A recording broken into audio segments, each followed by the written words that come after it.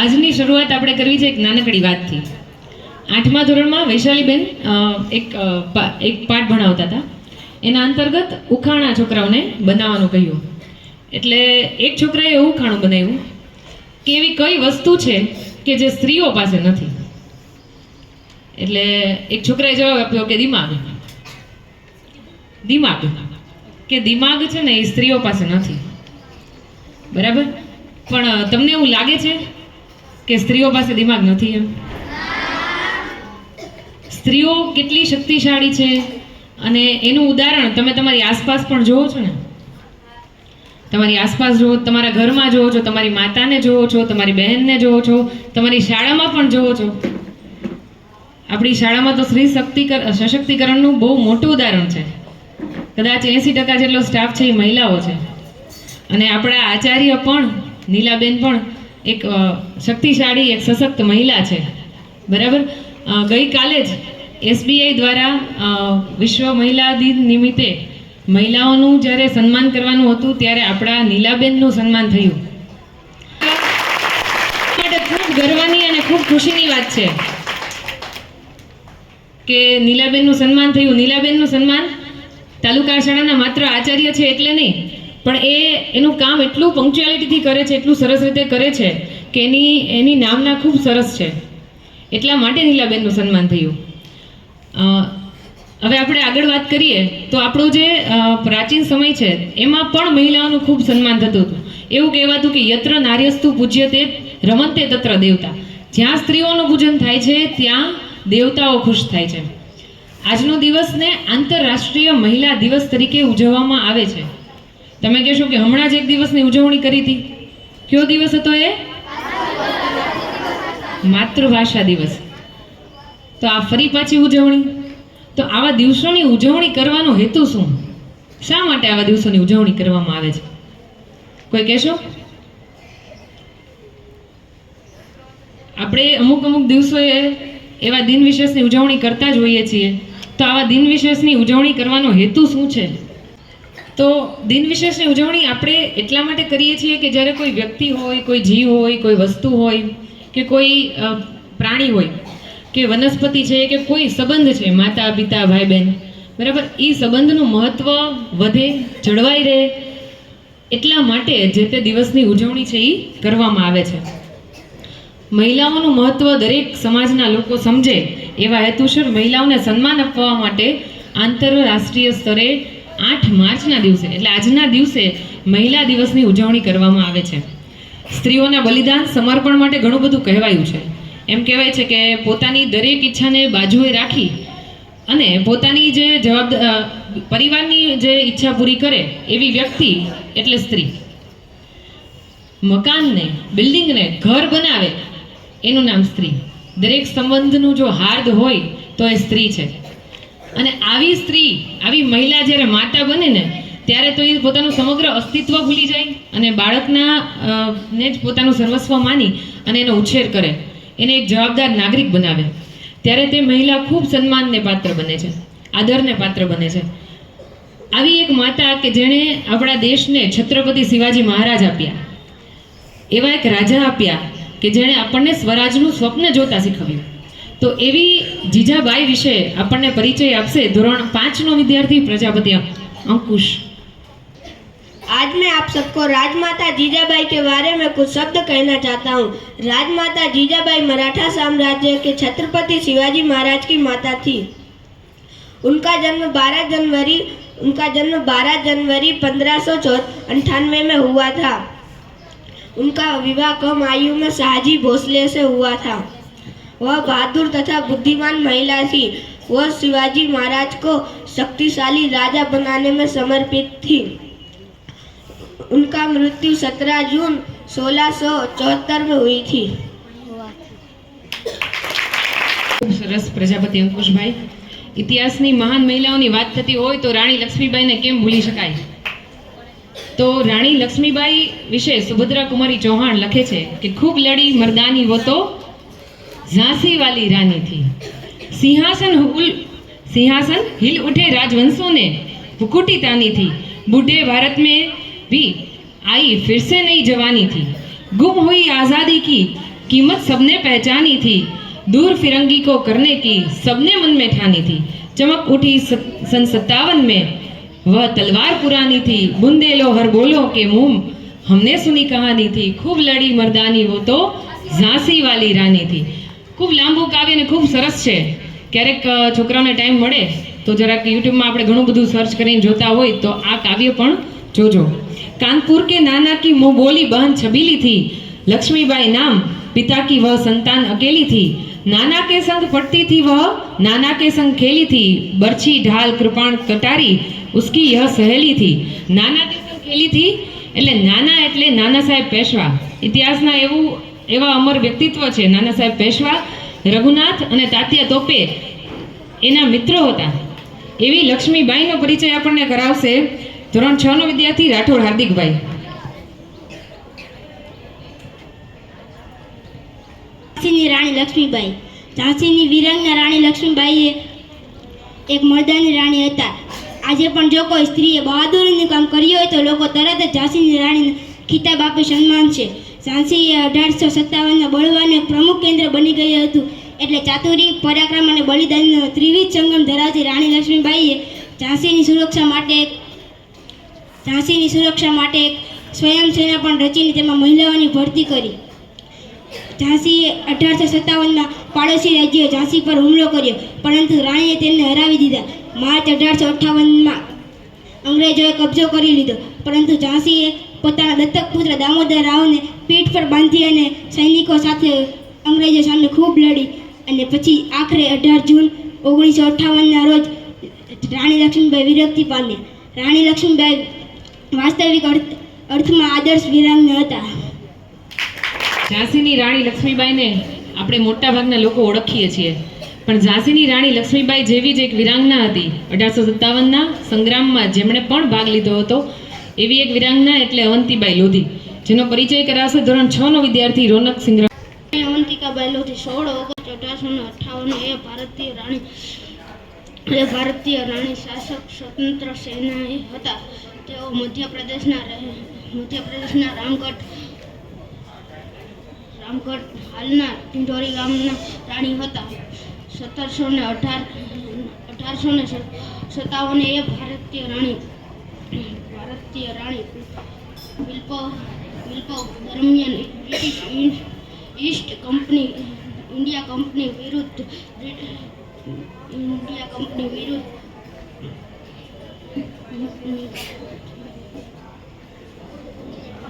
નેતૃત્વ કરનારા અવંતીબાઈ લોધી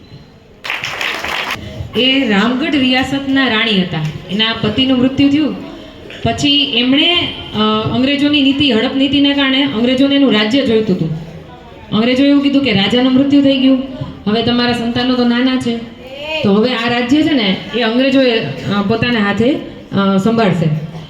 પણ અવંતીબાઈ લોધીએ અંગ્રેજોને પોતાના રાજ્યમાંથી હાંકી કાઢ્યા અને 1857ના સંગ્રામમાં અવંતીબાઈએ 4000 જેટલા સૈનિકોને એકઠા કરી અને અંગ્રેજો સામે યુદ્ધ કર્યું હતું।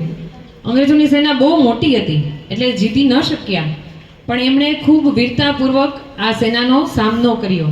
એટલે અવંતીબાઈ લોધીને લક્ષ્મીબાઈની જેમ જ આપણે યાદ કરીએ છીએ। એમના પછી છે અહલ્યાબાઈ હોલકર કે જેમનો પરિચય કરાવશે રામ રાજીવ, ધોરણ 8 નો વિદ્યાર્થી।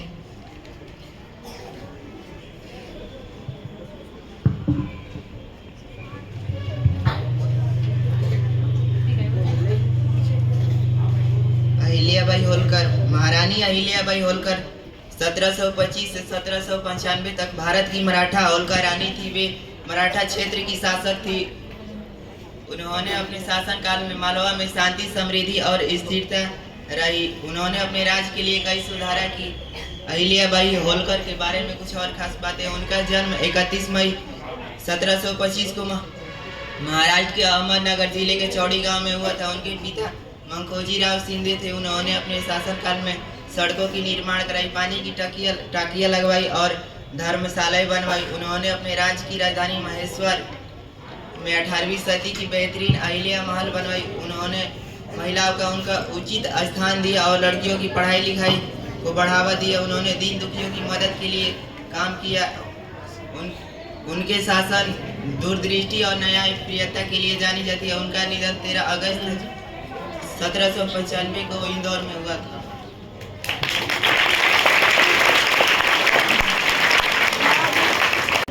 ખૂબ ખૂબ સરસ રામરાજીભાઈ. ક્રાંતિકારી સ્વાતંત્ર્ય સેનાનીઓને તો આપણે સૌ ઓળખીએ છીએ, ભગતસિંહને ઓળખીએ છીએ, સુખદેવને, રાજગુરુને ઓળખીએ છીએ, પણ ક્રાંતિકારી જે મહિલા સેનાનીઓ હતા એને આપણે બહુ ઓળખતા નથી.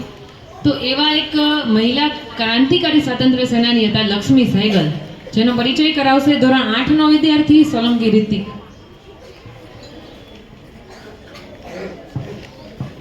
લક્ષ્મી સહેગલનો જન્મ 24 ઓક્ટોબર 1914માં થયો હતો. તેઓ સ્વતંત્રતા સેનાના ડૉક્ટર હતા અને ભારતમાં મહિલા ચળવળના નેતા હતા. બાળકો, લક્ષ્મી સહેગલ વિશે તમને વાત કરું. લક્ષ્મી સહેગલ છે ને, એમણે સ્વાતંત્ર્ય ચળવળમાં ભાગ લીધો હતો. સુભાષચંદ્ર બોઝનું એક સેના હતી, આઝાદ હિંદ ફૌજ, બરાબર. એમાં એક મહિલાઓની ટુકડી પણ હતી અને મહિલાઓની ટુકડીમાં લક્ષ્મી સહેગલે એનું નેતૃત્વ કર્યું હતું. લક્ષ્મી સહેગલને આપણે કેપ્ટન લક્ષ્મી તરીકે પણ ઓળખીએ છીએ. ત્યારબાદ છે વિજયાલક્ષ્મી પંડિત, જેનો પરિચય કરાવશે રામ બિપિન. વિજયલક્ષ્મી પંડિત એક ભારતના રાજદ્વારી અને રાજકારણી હતા. તેમનો જન્મ 18 ઓગસ્ટ 1900 રોજ થયો હતો. તેઓ સંયુક્ત ભારતની પ્રથમ મહિલા પ્રમુખ હતા.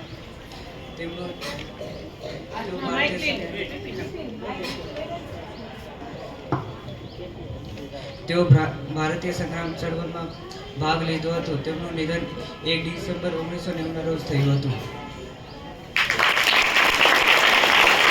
વિજયાલક્ષ્મી પંડિતનો થોડોક પરિચય આપું તો વિજયાલક્ષ્મી પંડિત છે ને, એ આપણા પ્રથમ વડાપ્રધાન જવાહરલાલ નહેરુના બહેન હતા, બરાબર. અને એમણે ગાંધીજી સાથે સ્વાતંત્ર્યની ચળવળમાં ભાગ લીધો હતો. એના પછી છે સરોજિની નાયડુ, જેનો પરિચય કરાવશે રાવલિયા શુભમ.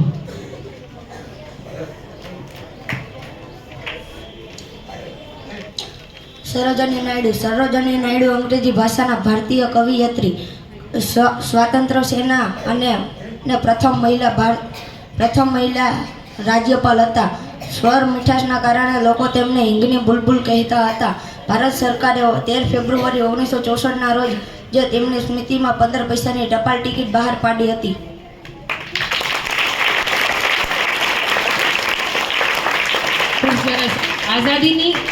આઝાદી સમયની સ્વાતંત્ર્ય સેનાની સ્ત્રીઓને યાદ કરતા હોઈએ તો એવી સ્ત્રી કે જેણે ભારતનો રાષ્ટ્રધ્વજ પ્રથમ વખત ફરકાવ્યો હતો, જર્મનીના સ્ટુટગર્ટ ખાતે મેડમ ભીખાઈજી કામા, કે જેમણે આપણો ભારતનો રાષ્ટ્રધ્વજ જ્યારે એનો કન્સેપ્ટ જ નહોતો એવા સમયે ફરકાવ્યો હતા. એવા ભીખાઈજી કામાનો પરિચય આપશે ખમાણી જયરાજભાઈ.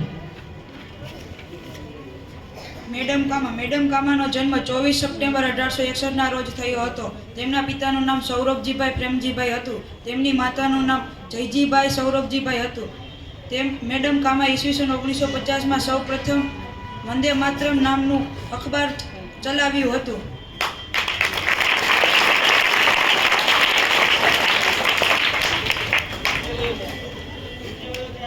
આપણે ત્યાં ઈશ્વરનું નામ પણ પહેલા સ્ત્રીનું નામ લઈને લેવાય છે. આપણે બોલીએ તો એમ બોલીએ કે રાધે કૃષ્ણ સીતારામ. તો આવી પરંપરા આપણા ભારતની છે. તો પ્રાચીન સમયની એવી એક મહિલા જેનું નામ છે અપાલા, એનો પરિચય કરાવવા માટે આપણે દુલેરા દેવાંગને કહ્યું હતું. દેવાંગભાઈ કદાચ હાજર નથી. અપાલાનું અહીંયા ચિત્ર છે. અપાલા એ પ્રાચીન સમયની જે ઋષિકન્યા હોય એવી સ્ત્રી હતી. એમને એક રોગ થયો હતો અને એ રોગના કારણે એને એના ઘરમાંથી કાઢી મૂકવામાં આવ્યો હતા. એના લગ્નને હજુ થોડો સમય થયો હતો અને એના શરીર ઉપર થોડા દાગ દેખાયા. એટલે એના પતિ અને એના સાસુ એને મેણાટોણા મારી અને ઘરેથી કાઢી મૂક્યા. પછી એમને એમ થયું કે ભાઈ એક સ્વમાની સ્ત્રી છે ને એ પોતાના પિતાના ઘરે તો પાછી ન જાય. એટલે એમણે પિતાના ઘરે જવાને બદલે પોતે વનમાં જઈ અને તપ કરવાનો નિશ્ચય કર્યો. સૂર્ય ભગવાનની આરાધના કરી અને એના તપના કારણે એની આરાધનાને કારણે એના શરીરે થયેલો રોગ પણ એમને મટી ગયો અને આજે એમને આપણે ખૂબ માનભેર યાદ કરીએ છીએ. એવા છે અપાલા. ત્યાર પછી આપણે દિલ્હીની પ્રથમ મહિલા શાસક, દિલ્હીની ગાદી સંભાળનાર જે પ્રથમ મહિલા હતી એવી રઝિયા સુલતાના વિશે વાત કરવાના છીએ, જેનો પરિચય કરાવશે ધોરણ 7નો વિદ્યાર્થી રામકૃષ્ણ.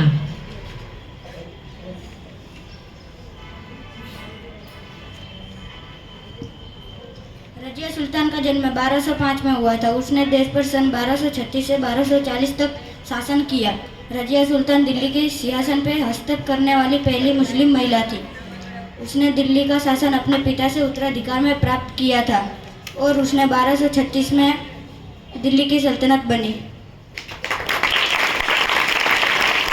ખૂબ સરસ રામકૃષ્ણભાઈ.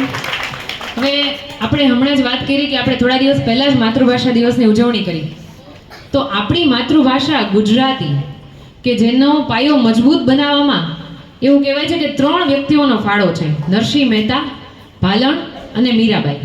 તો આ મીરાબાઈ કે જેમણે ખૂબ સરસ કૃષ્ણ વિશેના કાવ્યો લખ્યા અને આપણી ગુજરાતી ભાષાને ઘણી સમૃદ્ધ બનાવી, એનો પરિચય કરાવશે ધોરણ 7નો વિદ્યાર્થી મુંધવા જયપાલભાઈ. મીરાબાઈ રાજકુમારી મીરાબાઈ રાજવીના પુત્રી હતા. તેમના લગ્ન મેવાડા પરિવારમાં થયા હતા. તે નાનપણથી કૃષ્ણ ભક્ત હતા. તે શ્રી કૃષ્ણને ગિરધર ગોપાલના નામથી જ પૂછતા હતા.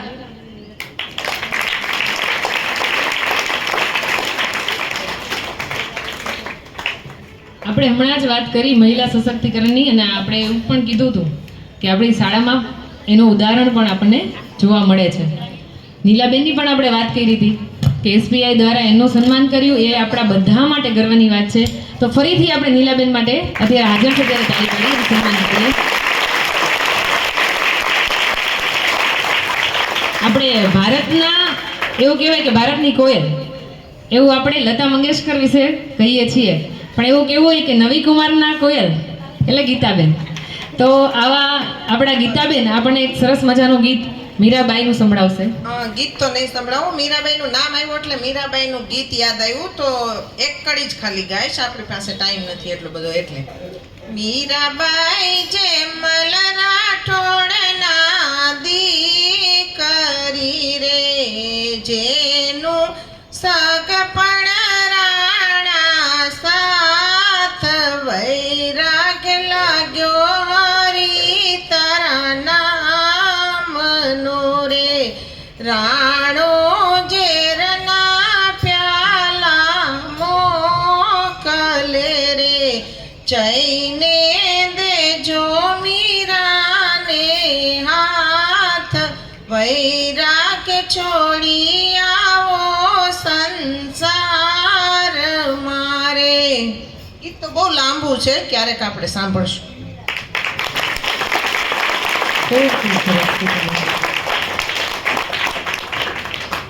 ઇતિહાસના પાત્રોની વાત કરતા હોય ત્યારે સીતાજી અને દ્રૌપદીને કેમ ભૂલાય. સીતાજી જેવી માતા કે જેમણે લવકુશ જેવા પુત્રોને જન્મ આપ્યો, ત્યાગ, સહનશીલતા અને છતાં પણ સશક્તિકરણની મૂર્તિ એવા સીતાજીનો પરિચય અને સાથે સાથે દ્રૌપદીનો પરિચય કરાવશે ખાણીયા મિતભાઈ અને ખમાણી પૃથ્વીભાઈ. સૌથી પહેલા દ્રૌપદીનો પરિચય કરાવશે ખમાણી પૃથ્વીભાઈ. દ્રૌપદી મહાભારતના પાંચાલના રાજા દ્રૌપદીની દીકરી અને 5 પાંડવોના પત્ની તરીકે જાણીતા છે અને મહાભારતના પાત્રમાંથી પણ એક છે.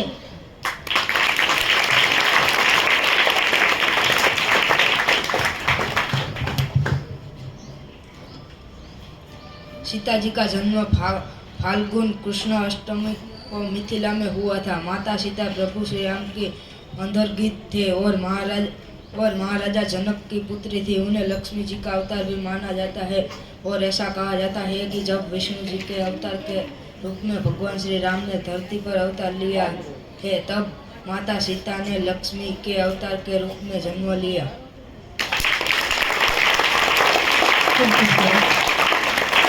ત્યાગ, સમર્પણ અને બલિદાનની વાત હોય ત્યારે આપણે પન્નાધાઈને યાદ કરવા જ રહ્યા. તો પન્નાધાઈનો પરિચય આપશે ધોરણ 6નો વિદ્યાર્થી મકવાણા શિવમ.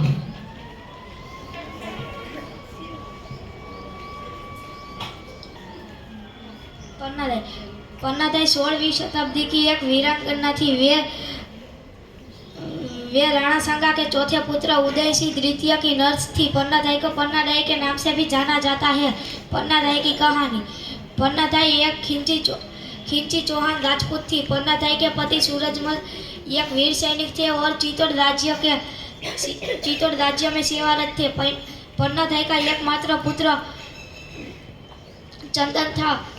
जब उदय पर उसके चाचा बनविश ने हमला किया तो पन्नादाई ने अपने बेटे चंदन की जान कुर्बान कर दी।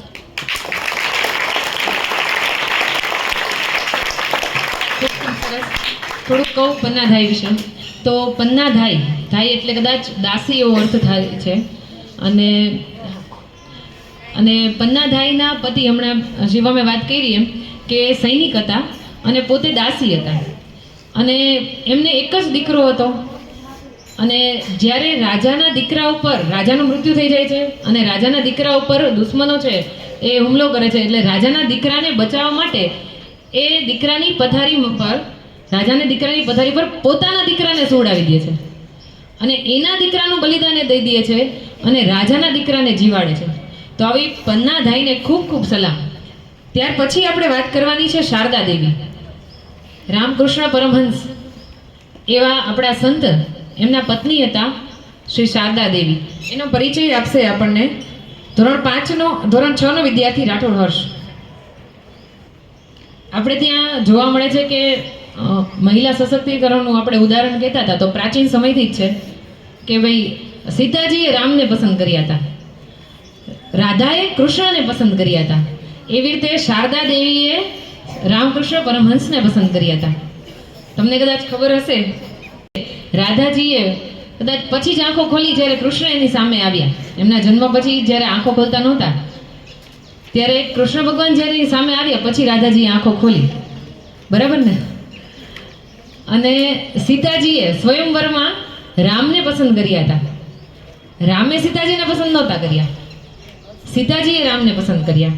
એવી રીતે શારદા દેવી જ્યારે નાના હતા ત્યારે શારદા દેવીને પૂછ્યું કે ભાઈ તારે કોની સાથે લગ્ન કરવા છે? તો એમણે રામકૃષ્ણ પરમહંસ ત્યારે 14 વર્ષના હશે અને સામે બેઠા હતા તો એની સામે ઈશારો કરી અને કહ્યું કે આમની સાથે. તો બધા હસવા લાગ્યા કારણ કે શારદા દેવી લગભગ ત્યારે 7-8 વર્ષના હશે. પણ ભવિષ્યમાં ખરેખર નિયતિ એવું કરે છે કે શારદા દેવીના લગ્ન ખરેખર રામકૃષ્ણ પરમહંસ સાથે થાય છે. એટલે શારદા દેવી એ પણ એવું માનવામાં આવે છે કે દેવી શક્તિનો જ અવતાર હતા. રામકૃષ્ણ પરમહંસ તો એમને માતાની જેમ પૂજા કરતા, પગે લાગતા. મધર ટેરેસા વિશે આપણને વાત કરશે ધોરણ 5 નો વિદ્યાર્થી સુંદરવા કર્તવ્ય. સેવા ભાવિક અને કરુણાની મૂર્તિ મધર ટેરેસાનો જન્મ 26 ઓગસ્ટ 1910માં થયો હતો. મધર ટેરેસાએ 18 વર્ષની ઉંમરે તેમણે ઘર છોડ્યું હતું. 1979માં તેમની શાંતિ માટેનું નોબેલ પ્રાઇઝ મળ્યું હતું. તેમને પોતાના જીવનકાળ દરમિયાન 123 દેશોમાં 610 જેટલી મશીનરીઓ મૂકી હતી.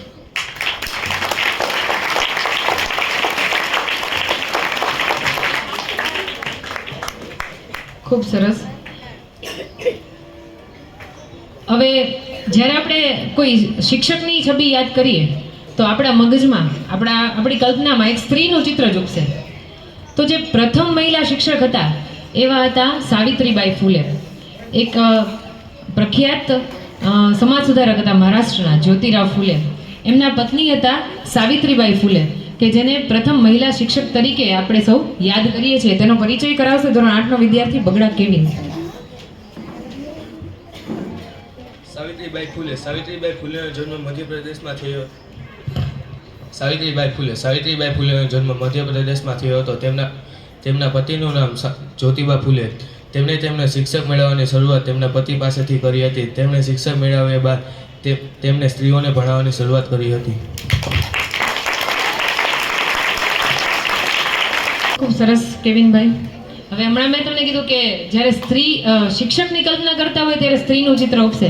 એમ ડૉક્ટરની કલ્પના કરો ત્યારે આપણા મનમાં એક પુરુષની છબી આવે સામે.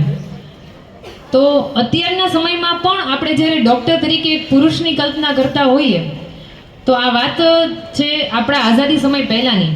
ત્યારે તો ડૉક્ટર કોઈ સ્ત્રીનું હોવું તો ખૂબ નવાઈની વાત હતી. તો એવા સમયે કે જે પ્રથમ વ્યવસાયી મહિલા ડૉક્ટર હતા એમાંના એક હતા, એ હતા રૂખમાદેવી. એનો પરિચય આપણને આપશે વાળા મહીરભાઈ. રૂખમાદેવી એમડી સાથે પ્રેક્ટિસ કરનાર ભારતના પ્રથમ વ્યવસાયિક મહિલા ડૉક્ટર રૂખમાબાઈ હતા. આથી પણ વધારે ઓળખ તેમની ભારતના પ્રારંભિક નારીવાદી તરીકેની હતી. 22 વર્ષની ઉંમરે તેમણે પોતાના છૂટાછેડા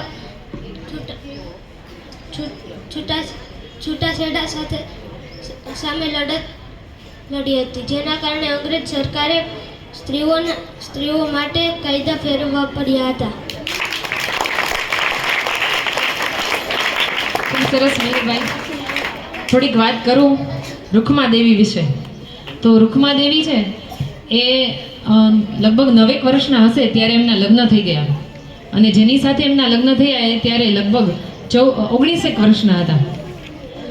તો રૂખમાદેવીના લગ્ન થયા ત્યારે તો એની ઉંમર નાની હતી, એટલે એમને સાસરે મોકલવામાં ન આવ્યા.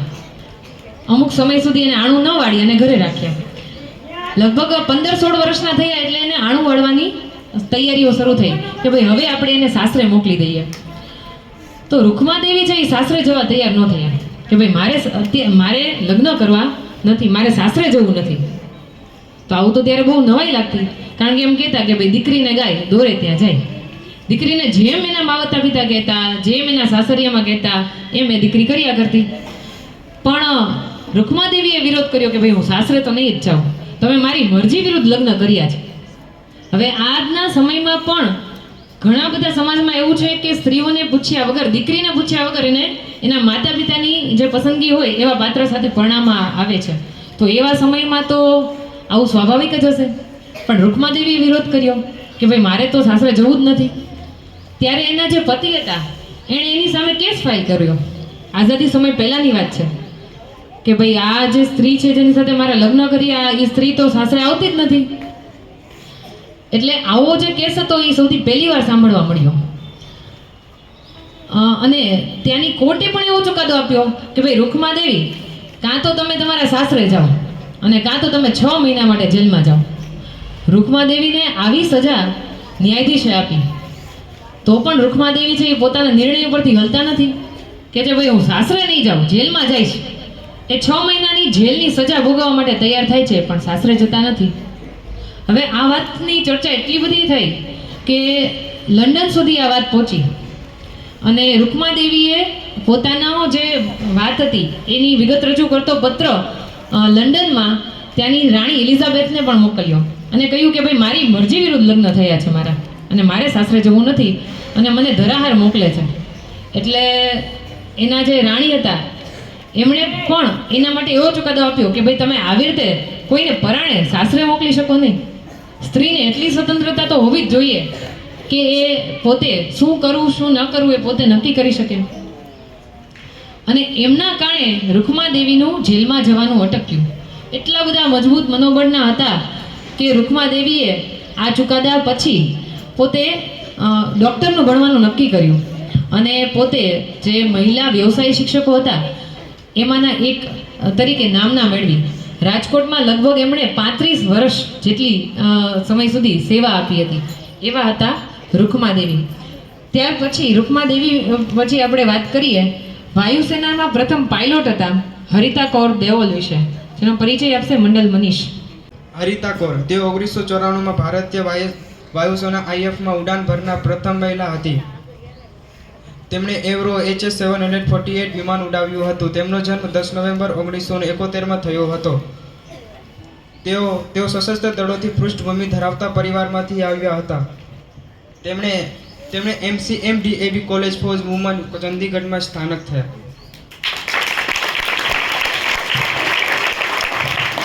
કુમથી કોઈ બિચારી એમાં આત્મસન્માનની ખુમારી. તો પ્રથમ મહિલા IPS ઓફિસર નો પરિચય કરાવશે મંડલ રોશન. કિરણ બેદી. ભારતના પ્રથમ મહિલા આઈપીએસ અધિકારી કિરણ બેદીનો જન્મ 9 જૂન 1949ના રોજ પંજાબના અમૃતસરમાં થયો હતો. જ્યારે પોલીસ ખાતામાં માત્ર પુરુષોનો દબદબો હતો, ત્યારે કિરણ બેદીએ પ્રથમ મહિલા પોલીસ ઓફિસર બનવાનું ગૌરવ મેળવ્યું હતું. જેલ ડિફોર્સ પર ઘણું કામ કર્યું. કેદીઓના કલ્યાણ માટે નશામુક્તિ અભિયાન ચલાવ્યું. કિરણ બેદી નિવૃત્ત ભારતીય પોલીસ સેવા અધિકારી હોવાની સાથે સાથે સામાજિક કાર્યકર્તા, ભૂતપૂર્વ ટેનિસ લેખક, ખેલાડી, રાજકારણી પણ છે.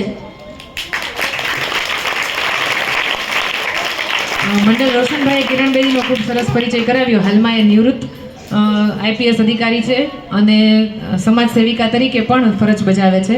ત્યાર પછી પ્રથમ મહિલા લોકસભા અધ્યક્ષ મીરા કુમારનો પરિચય આપશે મુછડિયા પલકભાઈ.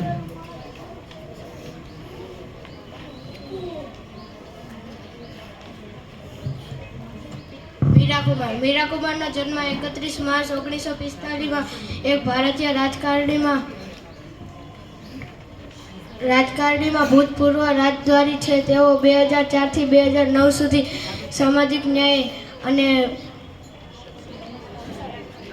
સંત શક્તિ પુરુષ તરીકે વલ્લભભાઈને યાદ કરીએ છીએ, એવી રીતે લોખંડી મહિલા તરીકે જેમને યાદ કરીએ છીએ એવા પ્રથમ મહિલા વડાપ્રધાન ઇન્દિરા ગાંધીનો પરિચય આપશે ધોરણ 7નો વિદ્યાર્થી સાગઠિયા હર્ષદ.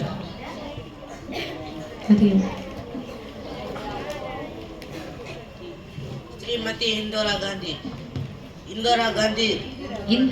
ઇન્દિરા ગાંધી ભારતના પ્રથમ વડાપ્રધાન હતા. ઇન્દિરા ગાંધી નાનપણથી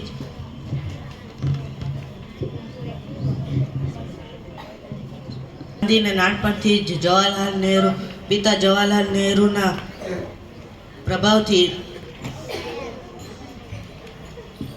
રાજકારણ સાથે નાતો હતો.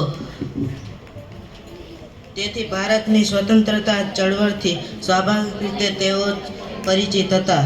1942માં છોડો આંદોલનમાં તેઓ જેલમાં ગયા હતા. જાન્યુઆરી 1966માં તેઓ ભારતના પ્રથમ મહિલા વડાપ્રધાન બન્યા. ઇન્દિરા ગાંધી એક કુશળ પ્રધાનમંત્રી અને રાજનીતિજ્ઞ હતા. ત્યારબાદ આપણે વાત કરવી છે પ્રથમ મહિલા રાષ્ટ્રપતિની. રાષ્ટ્રપતિ જ્યારે પ્રથમ વખત કોઈ મહિલા બન્યા એવા હતા પ્રતિભા પાટીલ.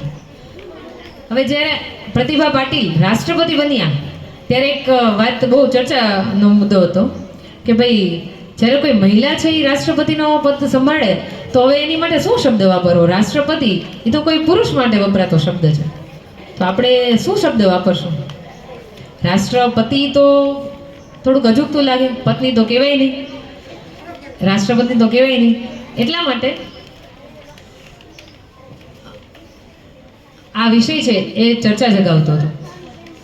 પણ આ પદને શોભાવનાર પ્રથમ મહિલા જે વડાપ્રધાન રાષ્ટ્રપતિ હતા એવા હતા પ્રતિભા પાટીલ, જેનો પરિચય કરાવશે ધોરણ 7નો વિદ્યાર્થી મેણિયા પારસ. પ્રતિભા પાટીલનો જન્મ 19 ડિસેમ્બર 1934ના રોજ જળગાંવમાં થયો હતો. તે એક મરાઠી પરિવારમાં થયો હતો. તેમને આપણા દેશના પ્રથમ મહિલા રાષ્ટ્રપતિ બનવાનું ગૌરવ પ્રાપ્ત કર્યું હતું. ગુજરાત રાજ્યના પ્રથમ મુખ્યમંત્રી આનંદીબેન પટેલ, એમને કેમ ભૂલી શકાય? તો વૈશાલીબેન પ્રથમ મહિલા મુખ્યમંત્રી આનંદીબેન પટેલનો પરિચય આપશે.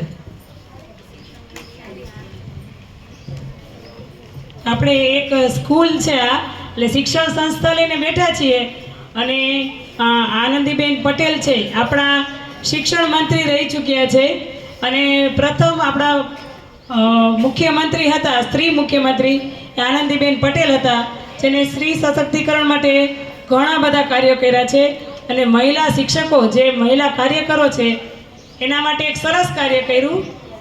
જે નોકરી કરતી સ્ત્રીઓ હોય એને પ્રસૂતિની રજા મળતી હોય 145 દિવસની મળતી હતી, એમાંથી આનંદીબેન પટેલે 180 દિવસની રજા કરી દીધી અને ઘણા બધા સ્ત્રીઓના ઉદ્ધાર માટેના સ્ત્રીઓને લગતા ઘણા બધા સારા કાર્યો છે એ આનંદીબેન પટેલે કર્યા હતા.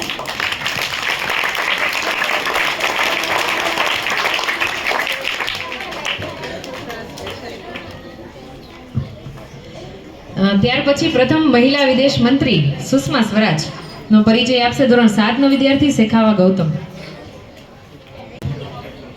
સુષ્મા સ્વરાજનો જન્મ 14 ફેબ્રુઆરી 1952ના રોજ હરિયાણા આંબાલાલ ગામમાં થયો હતો. 1970માં તેઓ પ્રથમવાર વિધ્યક બન્યા હતા. તેઓ રાજ્ય સરકારમાં કેબિનેટ મંત્રી બનનાર વ્યક્તિ હતા. સૌથી નાની ઉંમરે કેબિનેટ મંત્રી બનવાનું ગૌરવ સુષ્મા સ્વરાજને પ્રાપ્ત થાય છે. ત્યાર પછી સ્વર સામ્રાજ્ઞી એવા લતા મંગેશકરનો પરિચય આપશે ધોરણ 7 નો વિદ્યાર્થી રાઠોડ ચંદન.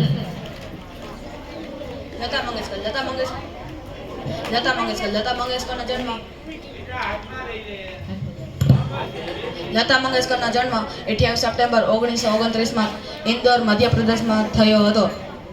તેમનું મૂળ નામ હેમા મંગેશકર હતું. તેમને મુખ્યત્વે હિન્દી, બંગાળી અને મરાઠી સહિતની 36 થી વધુ ભારતીય ભાષા અને કેટલીક વિદેશી ભાષાઓમાં ગીત રેકોર્ડ કર્યા છે. તેમને 1999માં તેમને ભારત સરકાર દ્વારા દાદા સાહેબ ફાળકે એવોર્ડ એનામત કરવામાં આવ્યો હતો. 2001માં તેમને ભારતમાં સર્વશ્રેષ્ઠ નાગરિક સન્માન ભારતથી નવાજવામાં આવ્યો હતો. તેમનું મૃત્યુ 6 ફેબ્રુઆરી 2022માં થયું હતું.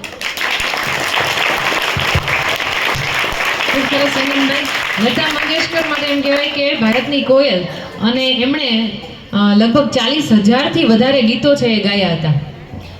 ત્યાર પછી અવકાશ ક્ષેત્રે પોતાનું નામ રોશન કરનાર એવી 2 મહિલાઓ કે જે મૂળ ભારતીય હતા એવા કલ્પના ચાવલા અને સુનીતા વિલિયમ્સનો પરિચય કરાવશે પાસવાન વિજય અને સોલંકી ધ્રુમલભાઈ.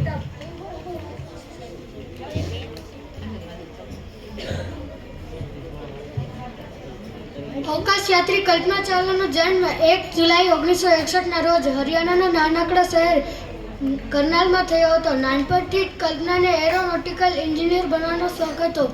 કલ્પનાની અંતરિક્ષ યાત્રી બનવાની ઈચ્છા એટલી પ્રબળ હતી કે તેણે એરોસ્પેસ એન્જિનિયરિંગમાં 2 વાર માસ્ટરી કરીને પીએચડી પણ પૂર્ણ કર્યું. ઈસવીસન 1988થી તેણે નાસામાં કામ કરવાનું શરૂ કર્યું. 19 નવેમ્બર 1997માં તેણે અંતરિક્ષ યાત્રાની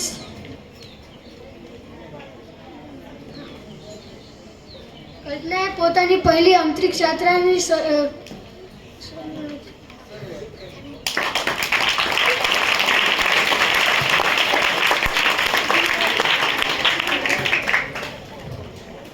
સુનીતા વિલિયમ્સનો જન્મ 19 સપ્ટેમ્બર 1965ના રોજ ઓલિયાના યુક્રેનમાં થયો હતો. માતા બોની પંડ્યા અને પિતા ડોક્ટર દીપક પંડ્યા સાથે યુએસએચ પોતાનું વતન બનાવનાર સુનીતા વિલિયમ્સે માઇકલ સાથે લગ્ન કર્યા હતા. સુનીતા વિલિયમ્સ એક સ્ત્રી અવકાશ યાત્રી તરીકે અવકાશયાનમાં 362 દિવસની સૌથી લાંબો સમયગાળો સફર કરવાનો વિક્રમ ધરાવે છે.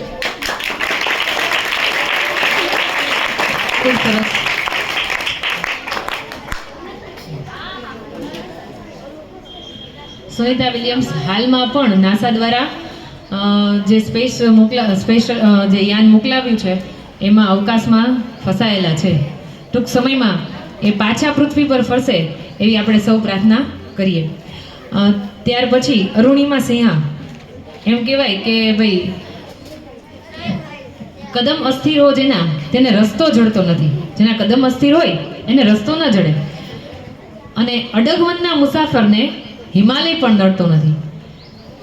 અરુણિમા સિંહા કે જેનો એક્સિડન્ટમાં પગ કપાઈ જવા છતાં એણે પોતાનું મનોબળ એટલું મજબૂત કર્યું કે ભાઈ મારે એવરેસ્ટ સર કરવો જ છે, અને પોતાના દ્રઢતાના આધારે, દ્રઢ સંકલ્પના આધારે તેઓ એવરેસ્ટ છે એ ચડી શક્યા.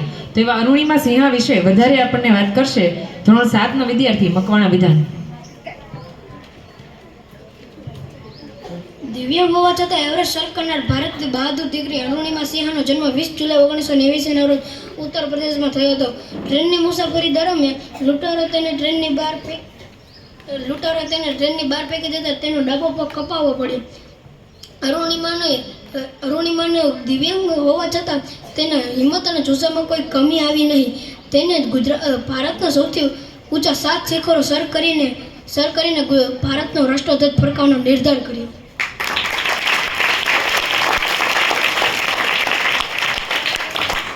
મહિલાઓ જ્યારે દરેક ક્ષેત્રમાં આગળ વધે છે ત્યારે જે સ્પોર્ટ્સ જગતમાં રમતગમત જગતમાં જેમણે પોતાનું નામ રોશન કર્યું છે એવી અમુક મહિલાઓ વિશે આપણે આજે પરિચય મેળવશું કે જેમાં જે ચેસમાં ગ્રાન્ડ માસ્ટરનો જેને ખિતાબ મળેલો છે એવી મહિલા એટલે આર વૈશાલી, જેનો પરિચય કરાવશે ધોરણ 6 નો વિદ્યાર્થી બગડા લક્ષભાઈ.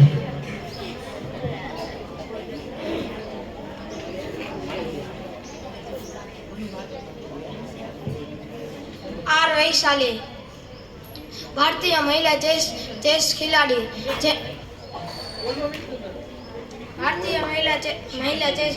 આર વૈશાલી 14 પસંદ કર્યું અને ન્યૂયોર્કમાં આયોજિત વર્લ્ડ બીચ ચેમ્પિયનશિપમાં બ્રાઉન મેડલ જીતીને દેશને શણ આપી હતી. આપણા રમતગમત જગતમાં જેમણે દોડમાં પોતાનું નામ રોશન કર્યું છે એવા પીટી ઉષાનો પરિચય આપશે ધોરણ 5 નો વિદ્યાર્થી દાફલા વિવાનભાઈ. પીટી ઉષાનો જન્મ 20 મે 1964 પાયોલી, કેરળ. ભારતના શ્રેષ્ઠ દોડરાણી. ભારતીય ખેલકૂદના ક્ષેત્રમાં મિલ્ખા સિંહ પછી સૌથી તેજ ધાવક કોઈ પાક્યું હોય અને આંતરરાષ્ટ્રીય ખેલકૂદના તખ્તા પર ભારતનું નામ કોઈએ સૌથી રોશન કર્યું હોય તો તે એશિયાની દોડરાણી તે ફાઇલિંગ રાણી. ત્યાર પછી બોક્સિંગ ચેમ્પિયન મેરી કોમ નો પરિચય આપશે ગૌસ્વામી રુદ્રપરી.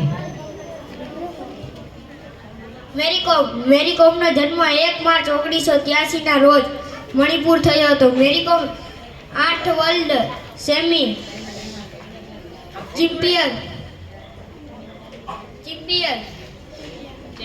ચેમ્પિયન થયો હતો.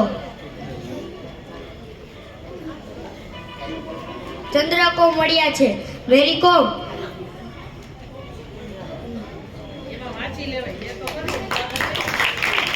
ચલો કાંઈ વાંધો નહીં. ત્યાર પછી સાયના નહેવાલનો પરિચય આપશે પ્રતીકભાઈ. સાયના નહેવાલ એક પ્રતિષ્ઠિત ભારતીય બેડમિન્ટન ખેલાડી. સાયના નહેવાલનો જન્મ 17 માર્ચ 1990 ના દિવસે ઉત્તર ભારતમાં હરિયાણા રાજ્યમાં આવેલા હિસાર શહેરમાં થયો હતો. હાલમાં સાયના નહેવાલ બેડમિન્ટન સંઘ દ્વારા વિશ્વમાં 4થો ક્રમ મળ્યો છે. સાયના નહેવાલને ઓલિમ્પિક રમત ઉત્સવમાં એકલ ફાઇનલ પહોંચનારી પ્રથમ ભારતીય મહિલા છે તથા વિશ્વ જુનિયર બેડમિન્ટન ચેમ્પિયનશિપ જીતનારી પ્રથમ ભારતીય સાયના નહેવાલ છે.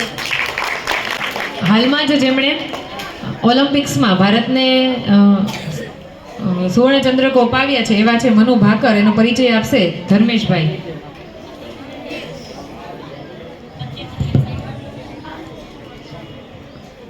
મનુ ભાકર એક ભારતીય રમતસૂત્ર છે જેનો જન્મ 18 ફેબ્રુઆરી 2002 ના રોજ હરિયાણાના ઝજ્જરમાં થયો હતો. તેનું પૂરું નામ મનુ રામકિશન ભાકર હતું. તેના પિતાનું નામ રામકિશન હતું અને તેને માતાનું નામ સુનેદા ભાકર હતું. તેને ઓલિમ્પિક, એશિયન ગેમ્સ અને વર્લ્ડ ચેમ્પિયનશિપમાં મેડલ જીત્યા છે. તેની સિદ્ધિઓ તેને 2024 ઓલિમ્પિકમાં બ્રોન્ઝ મેડલ જીત્યો હતો અને તે મેડલ જીતનારી શૂટિંગમાં પ્રથમ મેડલ જીતનારી ભારતીય હતી. તેણે 2018માં કોમનવેલ્થ ગેમ્સમાં 10m એર પિસ્તોલમાં તેમને ગોલ્ડ મેડલ જીત્યો હતો.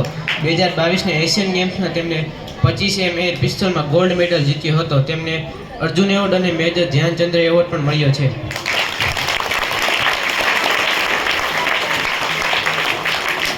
પેરા ઓલિમ્પિક્સમાં જેમણે ભારતને ખ્યાતિ અપાવી એવા શીતલ દેવી વિશે પરિચય આપશે ધોરણ 8 નો વિદ્યાર્થી અગ્રાવત વિવેકભાઈ.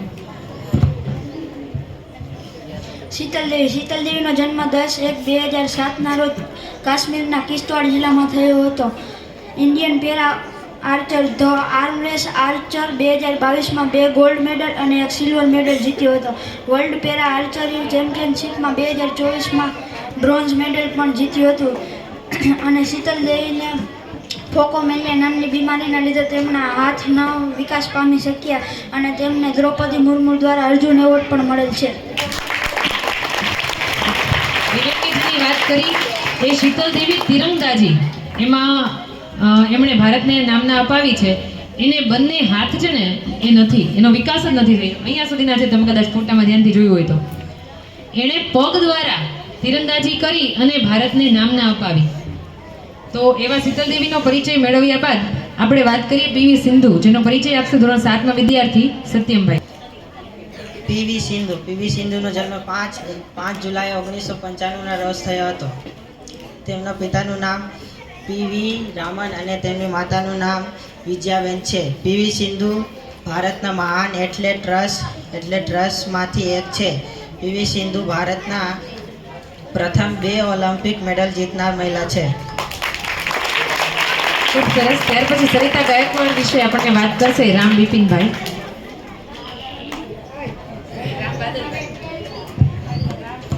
રામ બાદલ. સરિતાબેન લક્ષ્મણભાઈ ગાયકવાડનો જન્મ 1 જૂન 1994માં ગુજરાતના ડાંગ જિલ્લામાં અરાડી આંબા ગામે થયો હતો. તે આદિવાસી પરિવારના હતા. સરિતાબેન ગાયકવાડનો તેને ખેલકૂદમાં ખૂબ જ રસ હતો. તેને 2005થી તે ખોખો રમે છે. ખોખોની રાષ્ટ્રીય રમતમાં તે ગુજરાત તરફથી 17 વખત રમી ચૂક્યા છે. 2012માં તે એથ્લેટિક્સમાં રસ લેવાનું શરૂ કર્યું છે. 2018માં તે એશિયન ગેમ્સમાં મહિલાઓની દોડમાં ગોલ્ડ મેડલ પ્રાપ્ત કરીને. પછી મિથાલી રાજ, મહિલા ક્રિકેટમાં જેમનું નામ છે એવા મિથાલી રાજનો પરિચય આપશે ધોરણ 6નો વિદ્યાર્થી. મહિલા ક્રિકેટર વિશે જણાવ. તે મહિલા ક્રિકેટરનું નામ છે મિતાલી રાજ. તેનો જન્મ 3 ડિસેમ્બર 1982માં થયો હતો.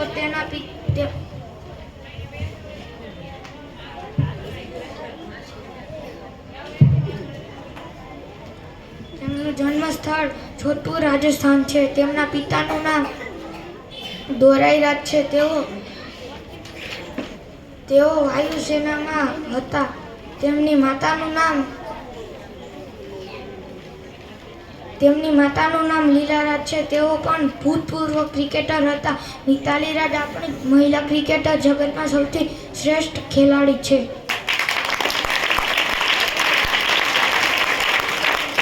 હવે આપણે પરિચય મેળવ્યો છે સુધા મૂર્તિનો, કે જેઓ લેખિકા છે, ખૂબ જાણીતા અત્યારે સમાજ સેવિકા પણ છે અને આપણી ભારતની એક ખૂબ મોટી કંપની ઇન્ફોસિસ એના જે માલિક છે નારાયણ મૂર્તિ, એમના ધર્મપત્ની છે. તેવા સુધા મૂર્તિ વિશે વધારે આપણને વાત કરશે રાઠોડ વાઢેર કુનાલભાઈ. શ્રુતા મૂર્તિ પહેલા સૌથી મોટા એન્જિનિયર પણ હતા. હાલમાં અત્યારે લેખિકા પણ છે. સુધા મૂર્તિ વિશે થોડુંક કહું તો પહેલાંના સમયમાં સ્ત્રીઓ છે એ અમુક વ્યવસાયો પસંદ કરે એવું સમાજને કે એના પરિવારને પસંદ નહોતું. એવા સમયે સુધા મૂર્તિએ એન્જિનિયરિંગનો જે ક્ષેત્ર છે એ પસંદ કર્યું.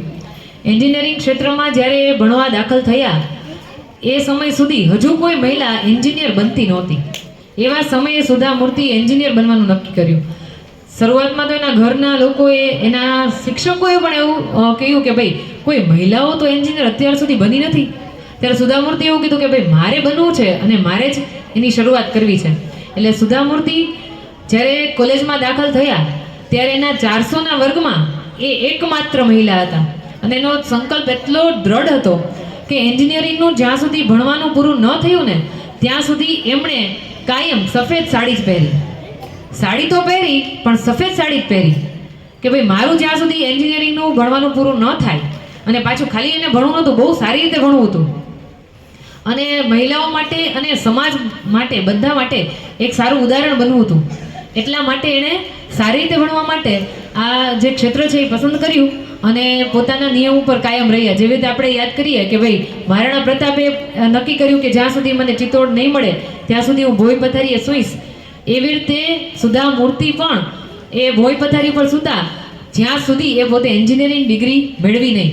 શરૂઆતમાં તો ક્લાસમાં બધા છોકરાઓ એટલે બધા હસતા હતા.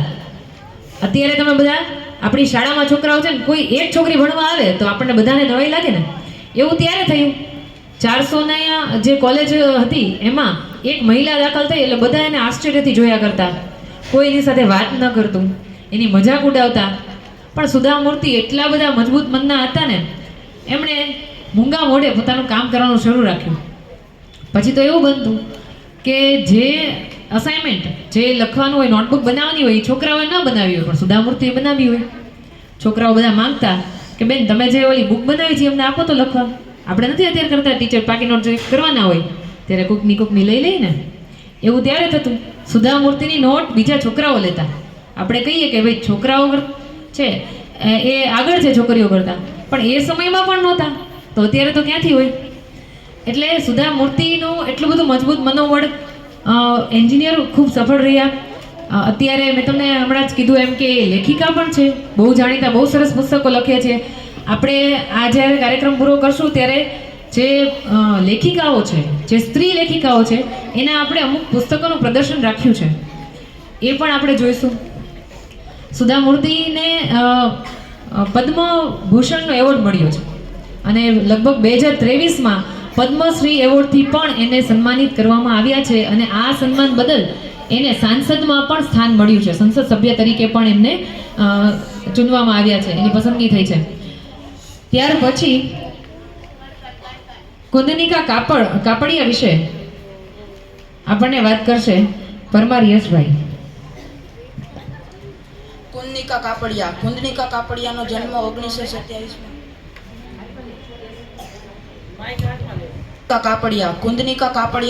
1927માં લીંબડી મુકામે થયો હતો. તેઓ વાર્તાકાર તેમજ નવલકથાકાર તરીકે જાણીતા છે.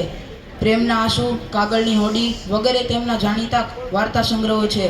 7 પગલા આકાશમાં તેમની ચર્ચાયેલી નવલકથા છે. પરમ સમીપે વિશિષ્ટ રીતે તૈયાર કરેલો તેમનો પ્રાર્થના સંગ્રહ છે. સાહિત્યની સાથે સાથે તેમને સમાજ સેવા અંગીકાર કરી છે. તેઓ વલસાડ નજીક આવેલા નંદીગ્રામમાં વસતા હતા.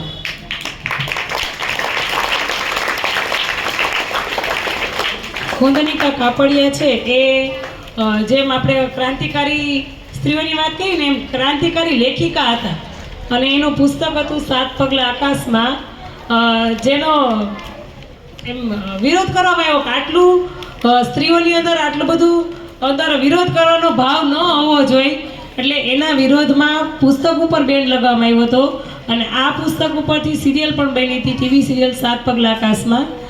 એ પુસ્તક વિશે જરાક વાત કહું તમને. 7 પગલા આકાશમાં એમાં સ્ત્રીઓને બતાવવામાં આવ્યું છે કે સ્ત્રી છે એ માત્ર ઘરમાં જ રહી અને એની બારે કોઈ ઓળખાણ ન હોય, એની કોઈ આઈડેન્ટિટી ન હોય, એવું ન બની શકે.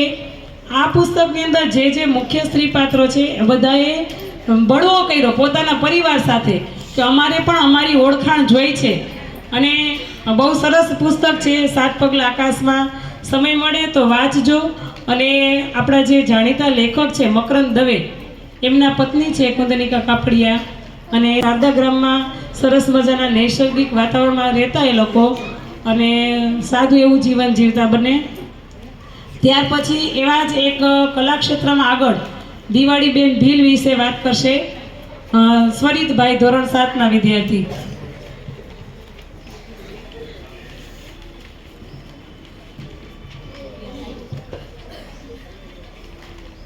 દિવાળીબેન ભીલનો જન્મ 2 જૂન 1943માં થયો હતો. માતાનું નામ મોંઘીબાઈ બેન અને પિતાનું નામ પુંજાભાઈ હતું. ગુજરાતી કોકલકાઠી લોકગીત ગાયિકા દિવાળીબેન પુંજાભાઈ ભીલ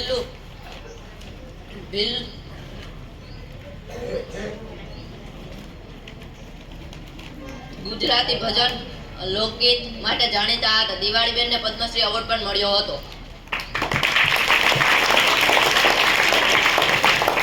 દિવાળીબેન ભીલ છે એમ જેમ હિન્દીમાં લતા મંગેશકર છે એમ આપણા ગુજરાતી ગાયિકા દિવાળીબેન ભીલ છે.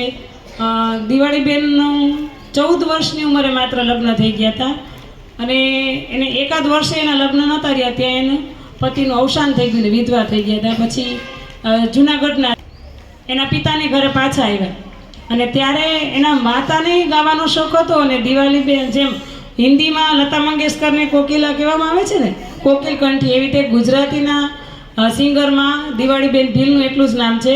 એ ત્યાં આવ્યા, એના માતાને ઘરે આવ્યા અને આમ નાના આવ્યા કામમાં ગીત ગાવાનો જેમ સ્ત્રીઓનો શોખ હોય એ રીતે હાલતા ચાલતા ગીત ગાતા. હવે એક વખત આપણે હેમુ ગઢવી એ સિંગરોને ગોતવા, સંગીતકારોને ગોતવા માટે નીકળ્યા અને એને ક્યાંય કોઈ જગ્યાએ એવા કોઈ સંગીતકાર મળતા નહોતા, કોઈ ગાયક કલાકાર નહોતા મળતા અને આ એમનામાં જ એની ઘરે ગાતા હોય છે દિવાળીબેન ભીલ. એનો અવાજ હેમુ ગઢવી સાંભળી જાય છે અને એ અવાજને ગોતતા ગોતતા એને ત્યાં પહોંચે છે અને હેમુ ગઢવી છે એ આ અવાજથી એટલા બધા પ્રભાવિત થઈ જાય છે દિવાળીબેન ભીલને પ્રોફેશનલી ગાવા માટે પછી મોકો આપે છે. અને દિવાળીબેન ભીલે ગુજરાતી લોકગીતો માત્ર ગુજરાતમાં નહીં આખા ભારતમાં ગાયા છે અને વિદેશમાં પણ જઈ અને ગુજરાતના ગીતોને સરસ મજાનું ઓળખ આપી છે અને દિવાળીબેન ભીલને પણ પદ્મશ્રી એવોર્ડ મળેલો છે. ત્યાર પછી ઉદ્યોગો સાહસિકો જે સ્ત્રીઓએ ઉદ્યોગોમાં પોતાનું નામ કર્યું છે એવા છે ઇન્દ્રા નુઈ. એના વિશે વાત કરશે પરાલિયા મયંક.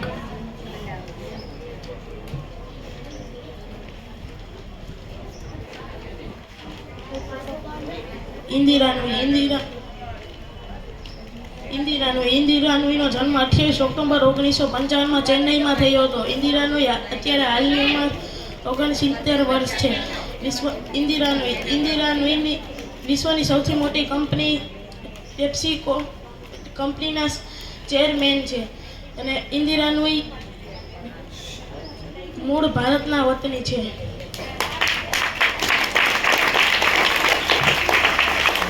ત્યાર પછી ચંદા કોચર, એના વિશે વાત કરશે ધોરણ 6 નો વિદ્યાર્થી કુંજેરા કુલદીપભાઈ. ચંદા કોચર ઉર્ફ અડવાણીનો જન્મ 17 નવેમ્બર 1961માં થયો હતો. એ એક ભારતીય બેન્કર હતા. તેમણે 2009 થી 2018 સુધી ICICI બેંકમાં મેનેજિંગ ડિરેક્ટર અને ચીફ એક્ઝિક્યુટિવ ઓફિસર હતા. તેમણે 2018માં હિતોના સંઘર્ષ કેસને કારણે તેમના પદ પરથી રાજીનામું આપ્યું.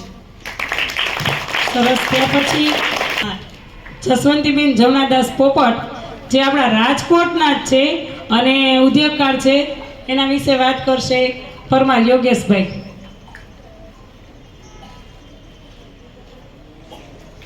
જસવંતીબેન જમનાદાસ પોપટનો જન્મ 1930માં થયો હતો. તેમનો વ્યવસાય ઉદ્યોગ સાહસી હતો.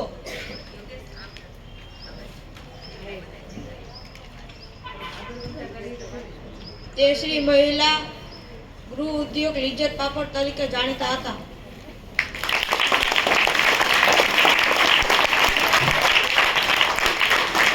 જો આપણે લઘુ ગૃહ ઉદ્યોગો, તમને ખબર હોય આપણા આસપાસના વિસ્તારમાં કોઈ સ્ત્રી ઘરે રહીને કંઈક કામ કરતા હોય એને ગૃહ ઉદ્યોગ કહેવાય.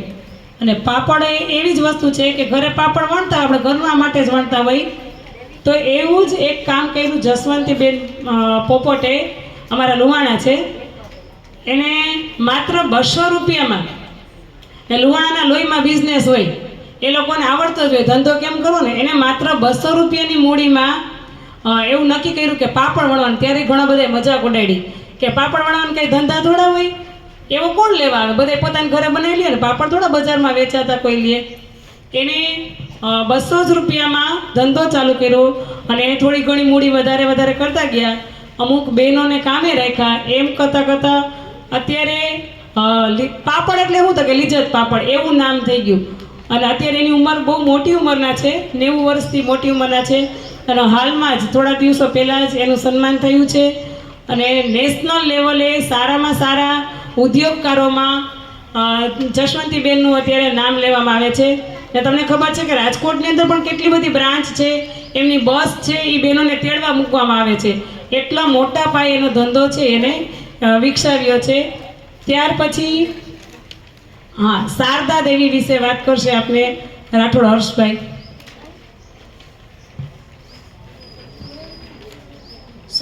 શારદા દેવીનો જન્મ ભારતના પશ્ચિમ બંગાળ રાજ્યના બાકુર જિલ્લાના જયરામ બાતીમાં ગામમાં થયો હતો.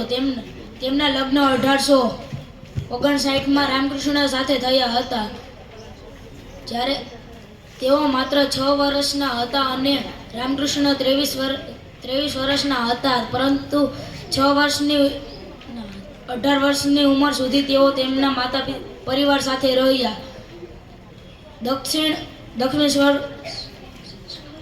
દક્ષિણેશ્વર કાલી મંદિરમાં રામકૃષ્ણ સાથે જોડાયા. ખૂબ સરસ. ત્યારબાદ મૃણાલિની સારાભાઈ, એના વિશે વાત કરશે બગડા કૌશિકભાઈ, ધોરણ 8. મૃણાલિની સારાભાઈ ગુજરાતમાં શાસ્ત્રીય નૃત્યનો પ્રસાર કરવામાં મૃણાલિની બહેનનું મોટું યોગદાન છે. નૃત્ય કલાકાર, કોરિયોગ્રાફર તરીકે આજીવન સક્રિય રહેનાર મૃણાલી બહેને અમદાવાદમાં દર્પણ ડાન્સ એકેડેમીની સ્થાપના કરી હતી. હાલમાં તેઓ પુસ્તક લેખક, સામાજિક અને પર્યાવરણના પ્રશ્નોના ઉકેલ માટે સક્રિય છે. મૃણાલિની સારાભાઈ છે ને એ આપણા વૈજ્ઞાનિક વિક્રમ સારાભાઈના પત્ની હતા. હવે એમના જ દીકરી મલ્લિકા સારાભાઈ વિશે વાત કરશે પરમાર જય, ધોરણ 6.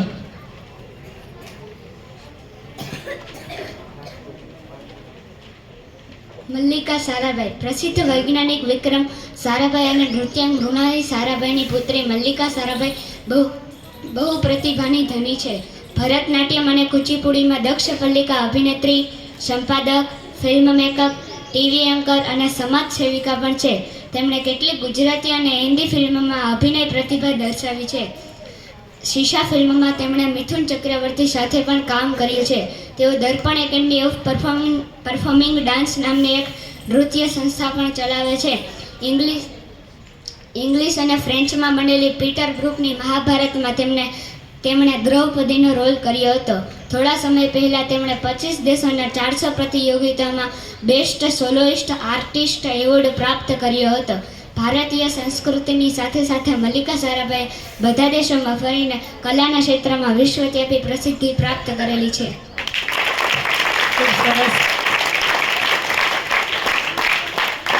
આપણે વાત થઈ હતી કે પહેલા રાષ્ટ્રપતિ કોણ હતા? પ્રથમ રાષ્ટ્રપતિ, મહિલા રાષ્ટ્રપતિ કોની વાત કરી હતી ટીચરે? પ્રતિભા પાટીલ. અને હાલના રાષ્ટ્રપતિ કોણ છે? દ્રૌપદી મુર્મુ. તેના વિશે વાત કરશે ગૌતમ શિવા.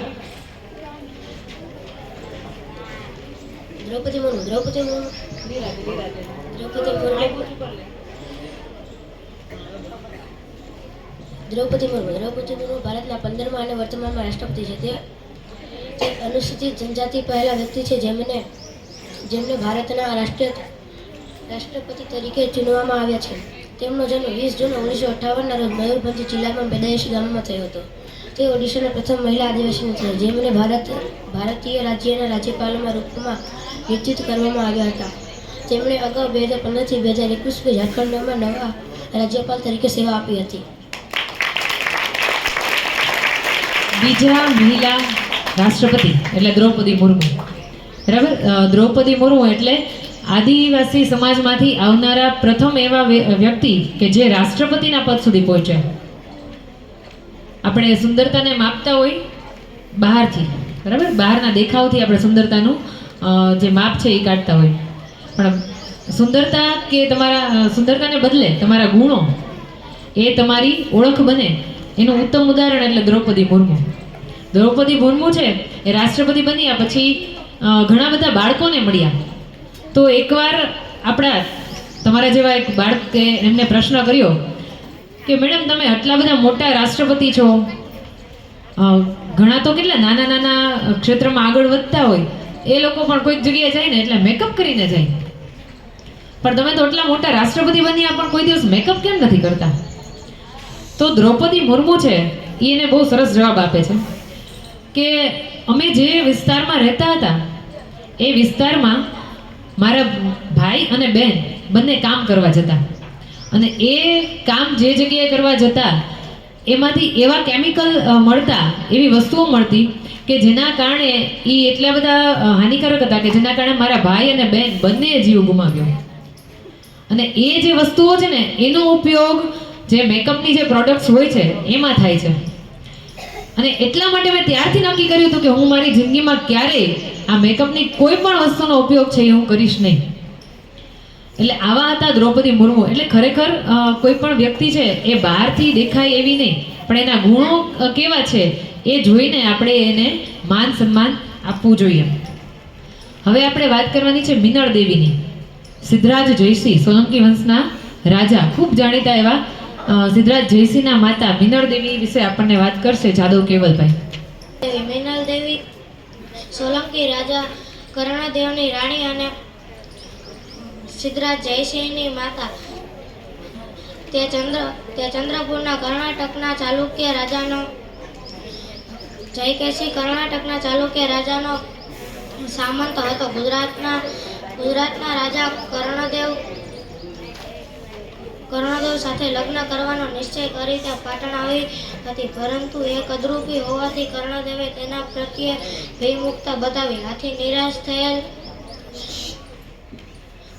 નિરાશ થયેલ મિનળ દેવી અગ્નિ પ્રવેશ કરવાનો નિર્ણય લીધો.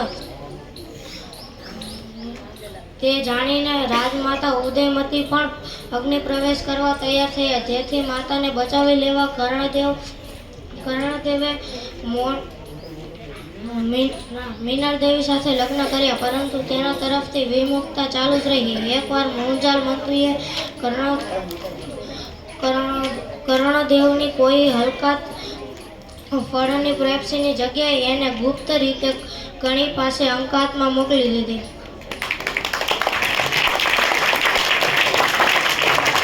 મિનળ દેવીને આદર્શ રાજમાતા તરીકે ઓળખવામાં આવે છે. જેવી રીતે જીજાબાઈને રાજમાતા આદર્શ રાજમાતા તરીકે ઓળખવામાં આવે છે, એવી રીતે આપણા ગુજરાતના આદર્શ રાજમાતા એટલે મિનળ દેવી. મિનળ દેવીએ લોક કલ્યાણના ઘણા બધા કાર્યો કર્યા હતા. એ સમયે કોઈ પણ મંદિરોમાં જતા પહેલા યાત્રાવેરો ભરવો પડતો. મિનળ દેવી એકવાર સોમનાથના મંદિરે જાય છે અને ત્યાં જોવે છે કે ઘણા બધા લોકો નિરાશ થઈને પાછા આવે છે. તો એમને પૂછે છે કે ભાઈ તમે શા માટે નથી જતા? તો કે ભાઈ અહીંયા તો અમારે વેરો ભરવો પડે એમ છે, પૈસા ભરવા પડે એમ છે, ને એટલા પૈસા અમારી પાસે નથી. ભગવાનના દર્શન કરતા પહેલા પૈસા ભરવા પડે. એ વાત સાંભળીને મિનળ દેવીને દુઃખ થયું અને એ પોતે સોમનાથના દર્શન કરવા ગયા હોય છે, છતાં દર્શન કર્યા વગર પોતે પાછા આવી જાય છે અને એના પુત્રને વાત કરે છે કે ભાઈ આપણા રાજ્યમાં આવું તો ન જ હોવું જોઈએ. અને એમના કારણે સિદ્ધરાજ જયસિંહે સોમનાથનો યાત્રાવેરો બંધ કરાવ્યો. અને આજે આપણા દેશમાં લગભગ ક્યાંય યાત્રાવેરો લેવામાં આવતો નથી. મંદિરોનો જે કંઈ પૈસા છે એ લેવામાં આવતા નથી. અને જે મિનળ દેવી છે એમના વિશે એમ કહેવાય છે કે એ ખૂબ ન્યાયપ્રિય હતા. એવી કહેવત છે કે ભાઈ ન્યાય જોવો હોય તો મલાવ તળાવ જુઓ. ધોળકામાં જ્યારે મલાવ તળાવનું બાંધકામ કરવાનું હતું તો એવા સમયે બાંધકામની જેટલી જગ્યા હતી એમાં વચ્ચે એક ઝૂંપડી આવતી હતી. તો એ ઝૂંપડીમાં એક માજી જ રહેતા હતા. માજીને કીધું કે ભાઈ તમે તમારી ઝૂંપડી છે ને એ કોઈ બીજી જગ્યાએ ખસેડી લ્યો, તમને બહુ સરસ અમે જગ્યા ફાળવશું. આ ઝૂંપડીની જગ્યા તો બહુ નાની છે, આનાથી પણ મોટી અમે જગ્યા ફાળવશું અને તમને સરસ મજાનું મકાન છે એ બાંધી આપશું. પણ જે માજી હતા ને એમ કે છે મને મારી આ જગ્યા બહુ ગમે છે, હું આ જગ્યા છોડીશ નહીં. સૈનિકો એને ખૂબ ધમકાવે છે ને ઘણા પ્રયત્ન કરે છે પણ માનતા નથી. વાત પહોંચી મિનળ દેવી પાસે. મિનળ દેવી કહે છે કે ભાઈ દરેકને પોતાનું ઘર છે એ પ્રિય હોય, તો આ માજીનું ઘર છે ને એ એમને એમ રહેવા દો. તો બધા કહે છે કે ભાઈ તળાવનો આકાર બદલાઈ જશે, કેવું ખરાબ લાગશે? તો કે કાંઈ વાંધો નહીં, માજીનું ઘર છે એટલી જગ્યા મૂકી અને એને થોડેક દૂર રાખી અને તમે તળાવની બાંધણી છે નક્કી કરો. અને આવી રીતે આ મલાવ તળાવ છે એનું બાંધકામ થયું. એટલા માટે જ રાજમાતા મિનળ દેવીને આપણે આજે ખૂબ આદરથી યાદ કરીએ છીએ. અંતમાં એટલું જ કહીશ કે સ્ત્રી એવી નદી છે કે જેના વગર દરિયો છે એ અધૂરો છે. દરેક નદી છે ને એ સાગરને મળે છે, તો સ્ત્રી એવી નદી છે જેના વગર દરિયો અધૂરો છે, અને સ્ત્રી એવી શક્તિ છે જેના વગર આ સંસાર અધૂરો છે. તો આજના આવા સરસ દિવસ, આંતરરાષ્ટ્રીય મહિલા દિવસ વિશે આપણને વાત કરશે આપણા નીલાબેન.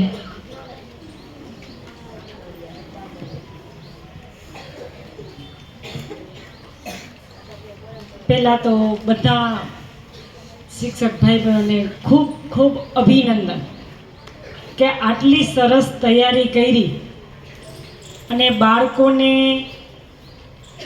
વિશ્વ મહિલા દિવસ કે મહિલામાં કેટલી તાકાત છે, જે પહેલાંની મહિલા થઈ ગઈ છે અને એની શું કામ કર્યું એ બધા વિશે મને પણ આજે નથી ખબર, એ વિશે મને આજે જાણવા મળ્યું છે.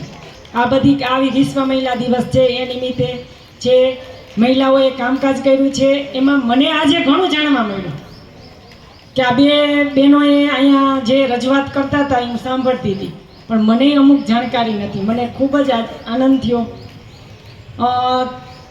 આજે 8મી માર્ચ વિશ્વ મહિલા દિવસ છે, તો તમામ બહેનોને વિશ્વ મહિલા દિવસ નિમિત્તે ખૂબ ખૂબ અભિનંદન.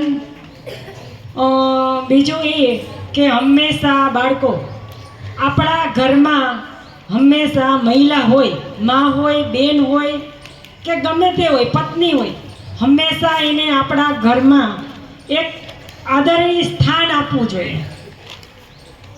આ તમને અત્યારે નહીં સમજે, જ્યારે તમે મોટા થશો ને ત્યારે આ બધું સમજાશે.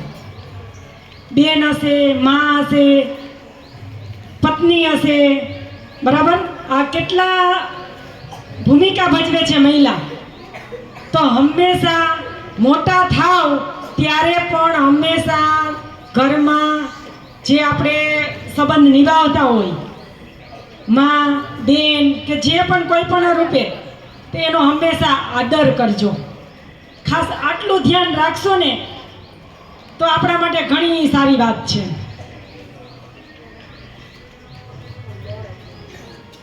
તો આજે આપણે ખૂબ નવું ઘણું જાણ્યા. જે 6, 7, 8ના બાળકોએ પણ આમાં ભાગ લીધો અને મેં અહીંયા જોયું કે બહેનોએ પ્રિન્ટ કઢાવી અને એના વિશે તમને માહિતી આપી. ઘણું સરસ જાણવા મળ્યું. તો હંમેશા સ્ત્રીઓએ તો હંમેશા આગળ વધવાનું જ છે અને વધતી પણ રહેશે, એવી આપણે શું કહેવાય પ્રતિજ્ઞા લેવી પડે ને સ્ત્રીઓએ તો, બરાબર? આટલા દરજાએ તમે જુઓ કેટલે અત્યારે પુરુષ સમોવડી બની ગઈ છે દરેક સ્ત્રી, કે પુરુષની હારોહાર કામ કરે છે દરેક ક્ષેત્રમાં, આગળ જ છે. હા, શીખીને આગળ આવવું એ એક સારી બાબત છે. તો મારા આજના આ દિવસે બધાને ખૂબ ખૂબ અભિનંદન.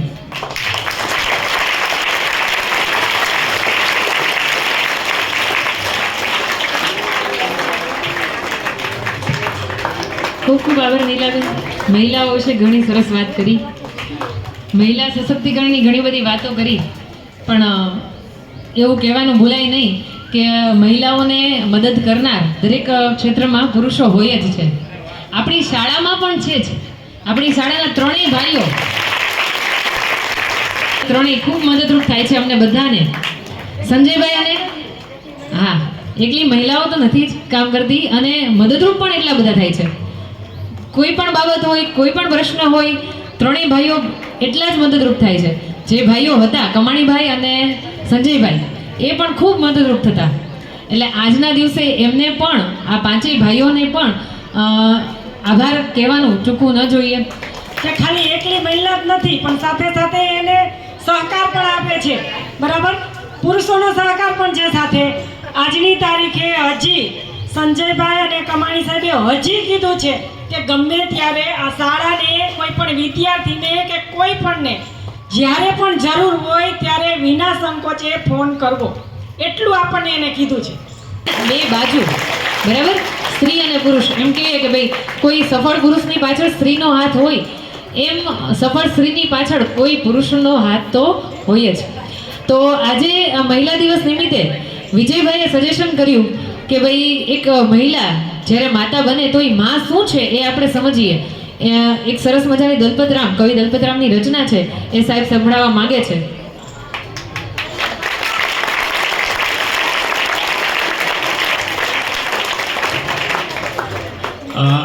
ખરેખર આજે જે મહિલા દિવસ છે તો જવીકુમાર તાલુકા શાળા વતી તેમજ અમારા ત્રણેય ભાઈઓ વતી આજના મહિલા દિવસે ખૂબ ખૂબ શુભેચ્છા અને આનાથી પણ આગળ પ્રગતિ કરે.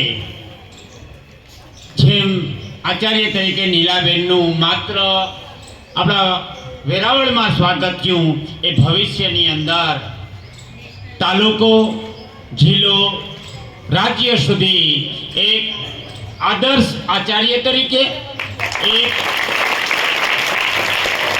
આદર્શ વડીલ તરીકે અને એક આદર્શ કાર્યનિષ્ઠ તરીકે એનું સ્વાગત થાય અને આપણી સ્કૂલના તમામ બહેનો પણ આની અંદર આગળ આવે એવા આજના દિવસે ખૂબ ખૂબ તમામ વતી હું શુભેચ્છા પાઠવું છું કે સ્ત્રી એક બાળકીથી માંડી અને જ્યાં સુધી માં બને એ પણ એક સ્ત્રી જ છે.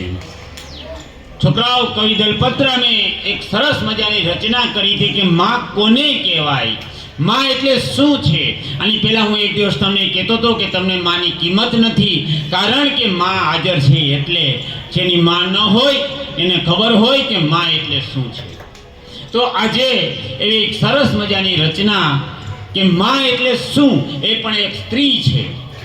અને એક તમારું ધ્યાન દોરી દઉં, ઇનકેસ મારા મગજમાં છે એ વસ્તુ નથી આવી, તો આપણા સૌરાષ્ટ્રની એક મોટી સિદ્ધિ છે, ખાસ કરીને કોળીનારની એક માત્ર ને માત્ર 21 થી 22 વર્ષની દીકરી છે. એ પહેલી વંદે માતરમ, વંદે ભારત જે ટ્રેન છે એની પાયલોટ બની છે. પુત્ર નાનો રડો છે કે તો રાખતો કોણ છાનો. દરેક ક્ષેત્રમાં ડગલે ને પગલે આપણે મહિલા વગર ચાલતું જ નથી અને આ એક હકીકત છે. દુનિયાનું ઘડતર એક સ્ત્રી વગર અધૂરું છે, કેમ કે ભગવાનને પણ દુનિયામાં જન્મ લેવા માટે એક માની જરૂર પડી હતી. આપણે તો મનુષ્ય છીએ, ઘણી બધી દૂરની વાત છે મા વગર કે નારી વગર ચલાવવું. તો દુનિયાની દરેક નારીને હજારો સલામ કે જેઓએ આ દુનિયાના ઘડતરમાં પોતાનો અમૂલ્ય ફાળો આપ્યો છે. આ કાર્યક્રમને આપણે અત્યારે વિરામ આપીએ છીએ.